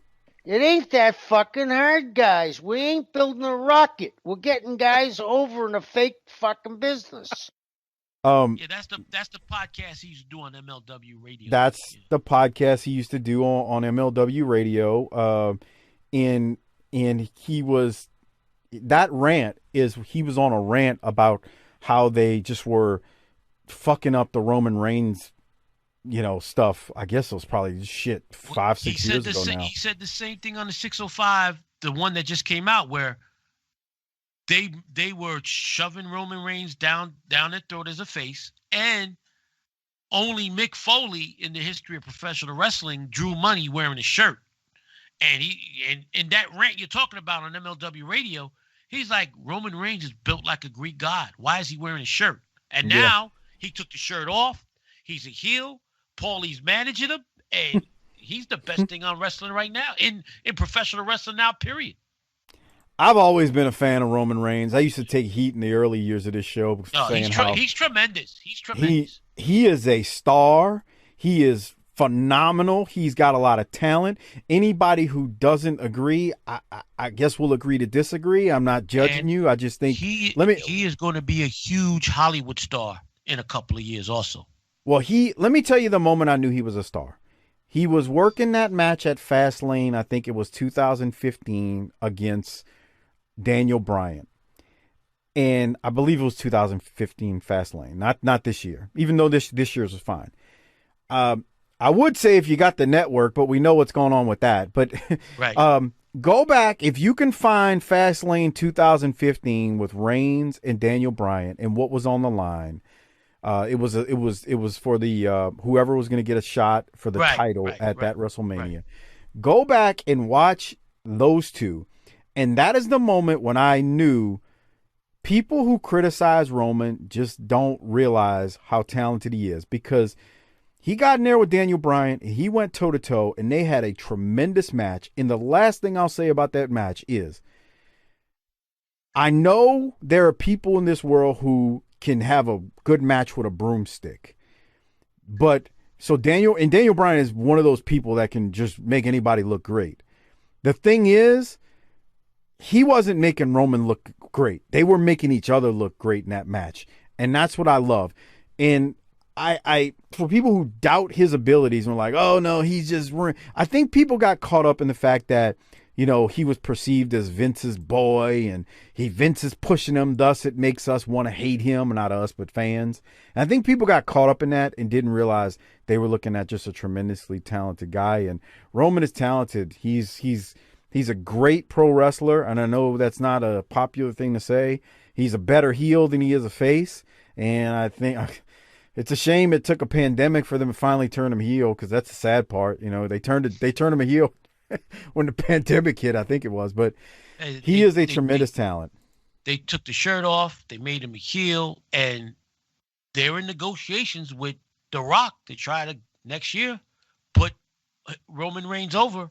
And I would love that, because I get to see Rock one last time, cut promos and stuff.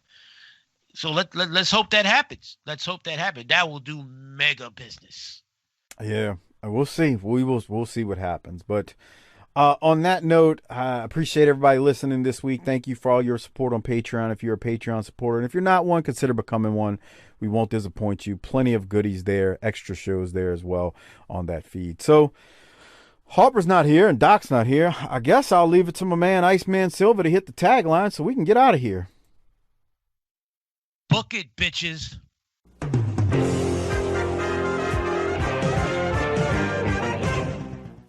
All right, everybody, welcome to a Patreon special, a Patreon spotlight. I've got longtime Patreon member Jeff Jewett on, Mr. Doo-Doo Trucking. I love that. Hello. Hello. Hey, Jeff, welcome to the show. Thank you for being a supporter of BTT. You've been a supporter of ours for a number of years now, so thank you, man. I appreciate it. How you doing? No, thank you. Hey, I'm doing well. Hope you're doing well. I've been a fan for a long time, and it's an honor to be here and put your interview skills to the test to see if you can actually make me interesting. That's going to be the challenge. How good is Mike Mills? That's what we're going to find out. I don't think I'm a great interviewer. Oftentimes it's the person I'm talking to. But Well, I'm not a great interviewee either, so this is going to be quite a mess. This is going to be a much outlaw much show. So Jeff, I got to ask you. I remember you found the show because I remember we first started interacting on social media. It feels like it's like 3 years ago now. Like I know it wasn't when the show started in 2015, so it feels like it's about 3, maybe 4. I don't know. How'd you find BTT? I'm always curious to ask people that. How'd you find the show? Well, yeah, I was trying to figure out today, like how long ago it was, and it does seem like it's been forever, but it maybe it's only been 3 or 4 years. BTT actually kind of found me in a way. I had put a picture out on Twitter or Facebook or wherever of my Mid-South belt collection, Mid-South UWF belt collection. And then all of a sudden, one day I just got a message from a friend like, hey, look at this. It was Booking the Territory had a little thing out on Twitter, like saying, like, hey, look at these classic belts. This is really cool. And I thought, well, yeah, hey, that's pretty cool. And then I realized that kind of this group of belt collecting friends of mine, they're like, well, no, you should have gotten photo credit for that. What the hell? Like, they could have mentioned your name. And I'm like, oh, I don't know. It doesn't bother me. I don't know. But then I was kind of like, oh, I'm going to give these guys a hard time. I don't know who they are. That's kind of when I was like, oh, hey, thanks for the photo credit. And then I think we started DMing. You're like, yeah, I didn't know whose the picture was. I found it. And I think I kind of played along for a little bit. And then I was like, no, I'm just kidding. I'm actually happy the picture's making the rounds, and I was excited you guys saw it and liked it. And then I told you, yeah, I'm going to check out your show. And yeah, I started listening. I've been a listener ever since. I listened to always the 605 Saturday shows. I always listen to those. The Smoky Mountain, I've listened to most of those. I try to listen to the World Class, but I've got a lot of catching up to do with those. It's just there's so many shows. Yeah, only so many hours in a day too. So it's like I know that's what right. you mean. Yeah, I think now that you say that, I remember that. I was gonna say, I think now that you say that, I remember sharing a picture, and I think I remember that now that you're mentioning it to me. Like that's now it's clicking in my head. Yeah, and now honestly, when I see your, I think I tweet this. I haven't done this in a while, but when I see like the pictures you share, like you'll share like different moments, from your figurines or your belts and stuff. Whenever I see you tweet that stuff out, I'll like retweet it because I say this all the time. I've told Jeff this via DM a number of times. His collection, like anybody out there who's never seen it, go to his Twitter. What's your Twitter, Jeff? It's Jeff Jewett. Okay. At Jeff Jewett. That's it. Yeah. Jeff's collection is, first off, my wife would never let me have that. So you're the man. No, I'm kidding when I say that, but Jeff's like collection, whether it be figures, whether it be memorabilia, whether it be belts, like Jeff could open a museum. He's got so much like cool stuff. Like I'm amazed. I remember at one point you sent me like a picture of like a whole wall of stuff, and it's just like showing it to my wife, and I can't remember her exact words. I'm like, look at this, and she's like, yeah, that'll never fly in this house. It's just kind of one of those days. She kind of laughs it off, but it's so cool, like your collection. But you could see you post a lot of that stuff on Twitter. That's why I was mentioning that. Yes. Yeah. Well, but there's also a reason why it's all in the basement. It's like, it's all relegated to the basement. Matter of fact, it's kind of weird. Like I haven't had my furnace cleaned in like 3 years because I'm like, I used to be able to tarp it off to hide it, and now I'm like, I've got so much crap down there. I don't know how I'm going to block it off, and I'm embarrassed to have the furnace man go down there. He's going to be like, what the hell is this guy up to?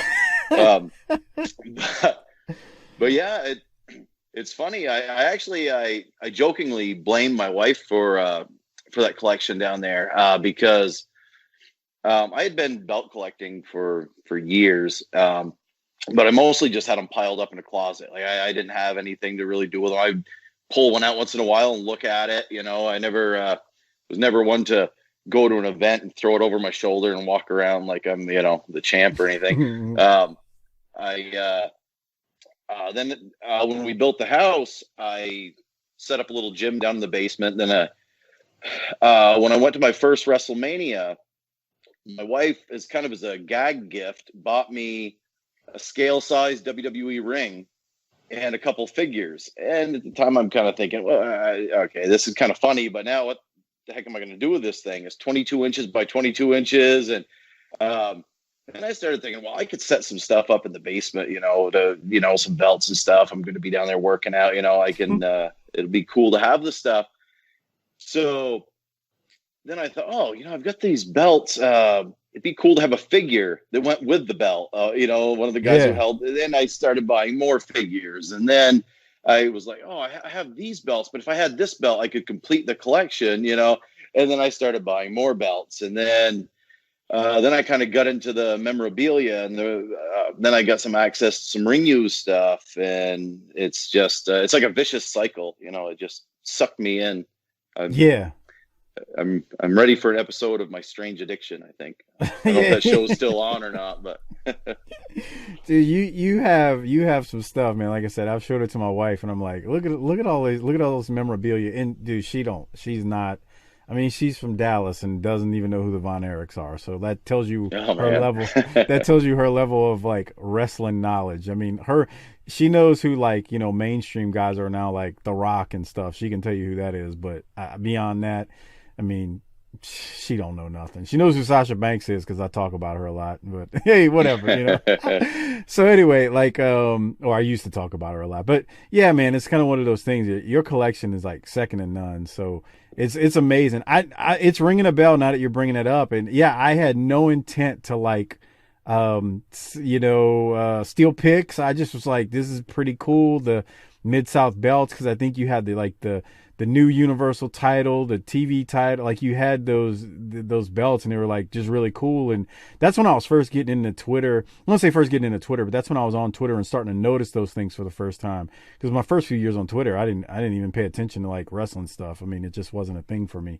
I was just on there and that was it. I'd follow like my sports teams and whatnot. But you got all kind of cool stuff, and now it's ringing a bell. Yeah, I had no intent on saying anything like that. I think I remembered us going back and forth. Now that you're saying that, so thank you for being a good sport, man. I appreciate that because Twitter. For me, it was all in fun. Like, there were some guys who thought I should legit be hot about it. And I'm like, well, I put the picture out there, big deal. But then I was like, I'll have a little fun with this guy. And then who would have guessed that 3 or 4 years later, I'm here doing this, and then I reached the point where I'm like, hey, I like these guys. I'm going to start sending them money every month, and then after a while, you're like, hey, come on the show for a little bit. And, who knew that just that one little thing would lead to that? But I mean, I know I've gotten countless hours of enjoyment from the show.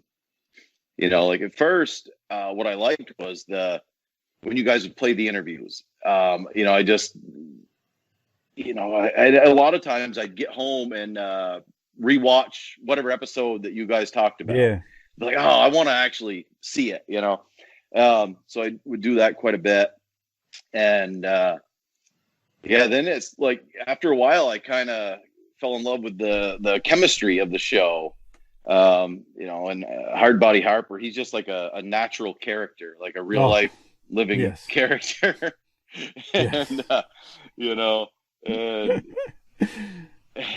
and I laugh every time he'll say some of the most vulgar stuff or whatever. And then Doc will say something slightly vulgar, and and Harper's like, "Come on, Mike." Yeah, get control. Come on, Mike. Jesus, get him under control. Like it's my fault. Yeah. Oh man, it's true. He does do that. I do have a little heat with you on one thing. Please share. Please tell me. It's your heat with Tommy Rich. Man, I don't know.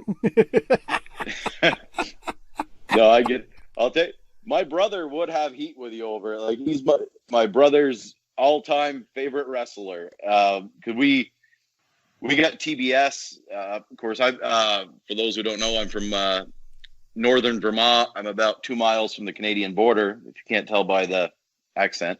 But we got TBS up here, and I think maybe 82 or 83.